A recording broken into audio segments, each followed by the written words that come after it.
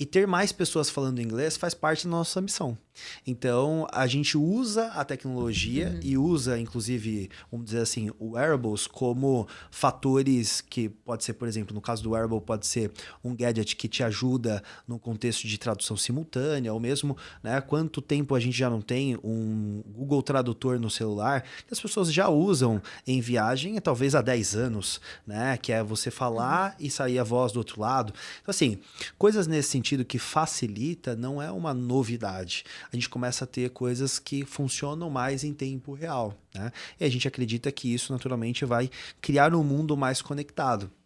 E Mas isso não diminui a necessidade ou a vontade das pessoas aprenderem outra língua. eu acho que diminui quando a gente olha para um contexto de ela ter muitas vezes menos provocação no dia a dia com relação ao idioma. Então, por exemplo, quando você vê um conteúdo em inglês e você não tem o conhecimento de inglês para você conseguir interpretar, isso te relembra que você precisa aprender inglês. Então, eu acredito que isso, na prática, vai criando um pouco desses movimentos, tá? Que pode tirar um pouco da necessidade olhando para o mercado. Agora, obviamente, né, quando isso acontece, o mercado ele também se ajusta. Talvez ele se torne mais competitivo, né? O mercado se concentra. Por isso que quando a gente olha para a Fluency Pass ela não atua, por exemplo, só com adultos que visa empregabilidade, né? A gente olha também para a educação básica, para a preparação da nova geração. A gente olha para a educação básica não só para o inglês, mas com um contexto de fluência de habilidades. Então, a gente também tem um contexto de execução de outras habilidades quando a gente olha para a educação básica. Mas lembrando que, quando a gente fala de inglês, a gente está falando de comunicação, né? E qualquer pessoa que ela quer ter uma boa comunicação, ela vai naturalmente aprender, por exemplo, a se comunicar bem na língua que ela quer se comunicar, né? Até aqui mesmo em português. Quantas pessoas falam português, mas muitas vezes não conseguem fazer uma boa negociação, uma boa apresentação, né? Imagina com um wearable que vai te auxiliar nesse processo. Vai ser mais difícil ainda do que puramente o português. Então, assim, a necessidade de se comunicar bem, ela nunca vai deixar de existir. Da mesma forma que, assim, a calculadora existe há muito tempo, né? Isso não tirou a necessidade da gente ter, no mínimo, né, aspectos básicos olhando para matemática. E quando a gente olha para o inglês, ele se torna ali obrigatório na grade curricular em 2017, quando a gente tem a orquestração da nova BNCC. E agora a discussão é se, além dos anos finais, que hoje já é obrigatório, se não deveria ser obrigatório olhando para fundamental anos iniciais. Então, a gente está falando que o mercado, ele também, de um outro lado, ele vai se estendendo cada vez mais, né? Então, eu entendo que a tecnologia, ela facilita, mas ela não resolve 100%. E o que ela proporcionar para facilitar, a Fluency Pass vai usar para melhorar ainda mais a experiência dos nossos estudantes. Essa é a pergunta que eu ia fazer agora. Sendo uma empresa de tecnologia, vocês estão sempre de olho no que está acontecendo, até em como a inteligência artificial está evoluindo para trazer soluções para o aprendizado. É isso aí. Então, por exemplo, quando você olha para o contexto da Fluency Pass, a gente já faz o nivelamento da conversação, que é o speaking, com a inteligência artificial. E a gente fez várias comparações. Então, a gente tem mais, vamos dizer assim, estabilidade nas avaliações pela inteligência artificial do que com o professor. Porque com o professor, às vezes um professor te avalia de um jeito, o outro pode te avaliar de outro jeito. Então, uma parte que a gente já faz é na avaliação de speaking. E a gente consegue fazer isso em escala, né? Então, imagina se entrar agora 5.000 pessoas na Fluency Pass, a gente consegue entregar isso em escala. Com o professor já seria difícil, né? Quantos alunos vocês têm hoje?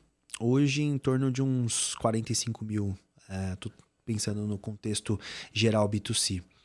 E aí, quando a gente olha para outras etapas, então, por exemplo, quando você tem uma jornada personalizada de aprendizagem, você tem ali um contexto de, você errou. Tá, mas será que o feedback que eu vou dar para você é o mesmo feedback que eu dou para o João? Provavelmente não. Então, a gente usa também dentro desse contexto. Aí, por exemplo, conversação. Quando você está fazendo um exercício, eu posso colocar a conversação para você praticar aquele tema específico que você acabou de aprender. Né? E de uma maneira dinâmica, não de uma maneira estática, porque eu já teria a possibilidade de fazer isso antes com o speaking, que era basicamente pré-formatado ali, né? Você aprende a gramática e em seguida você faz a conversação ali em sala baseado naquele tema, né? Exatamente. Mas sempre é um pouco rígido, assim. E pensando que quando você está numa sala, numa escola de inglês tradicional, por exemplo, você tem... Por mais que você tenha ali... o aluno fez a prova para ser colocado no nível dele e tal. Você tem níveis de aprendizados diferentes ali, né? Pessoas que aprendem diferente. E aí um aluno pode empacar o outro ou vice-versa, né? Exatamente. E para mim, esse é um dos maiores problemas da educação no formato atual. Então, quando você olha, por exemplo, dentro de uma escola, seja ela até para adultos ou para independente da idade, você sempre vai ter dentro do mesmo nível ou do mesmo ano escolar pessoas que estão mais avançadas do que outras. Então, assim, quem está mais avançado fica desestimulado, porque o contexto é sempre abaixo do potencial que ele tem. Quem está abaixo, muitas vezes, se o professor eleva a régua, começa a ficar para trás. Então, geralmente, um professor que ele orquestra uma sala de aula, ele tem que ir da média para baixo. Muito interessante como a tecnologia pode ajudar justamente nessa personalização, que é algo que vocês fazem, né? É isso aí. E conseguir escalar essa personalização. Então, se eu queria um inglês personalizado, eu tinha que contratar um professor particular. Exato. Hoje eu não preciso mais necessariamente contratar um professor particular, né? Sim. Eu contrato vocês e vocês vão ali me dar um método que faz sentido para o meu nível, que faz sentido para minha forma de aprender também, né? É isso aí. Então, e assim, se a gente for a fazer um comparativo, até antes da inteligência artificial, o simples fato de você, num contexto digital, conseguir, por exemplo, colocar 2 vezes mais agenda do que um outro estudante, já criaria uma diferenciação. Então, você tem essa possibilidade, mesmo sem inteligência artificial. Então, assim, são contextos que, quando a gente começa a criar mais liberdade no aprendizado, a gente tem a possibilidade de o estudante, cada um ali, fazer meio que a sua jornada, né? Até porque cada estudante tem um nível de engajamento. Então, a tecnologia, ela entra para, né, deixar isso ainda mais envelopado ali num contexto para você.